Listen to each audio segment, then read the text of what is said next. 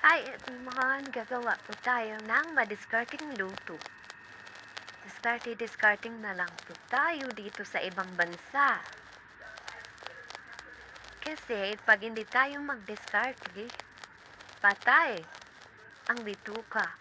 Kaya ito, gumagawa po ako ng nilagyan ko po siya ng hotdog. Yan na lang po kasi ang ulam na natira namin. Kasi tapos na po yung buwan.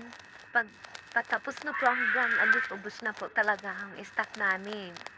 Kaya, dumiskarte na lang po ako para makagawa ng ulam namin. Kasi sobrang hirap dito sa ibang bansa kung alam nyo lang.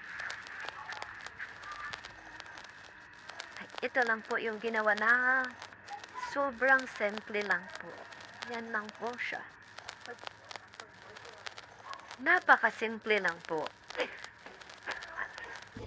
Nilagyan ko po siya ng hotdog.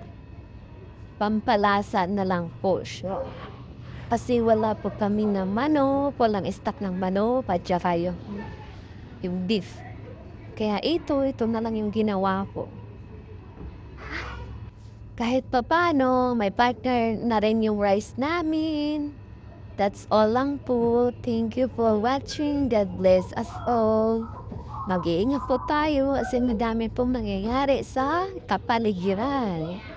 Thank you very much, everyone. And shout out po pala sa lahat, sa mga ka-followers ko, friends. Shout out.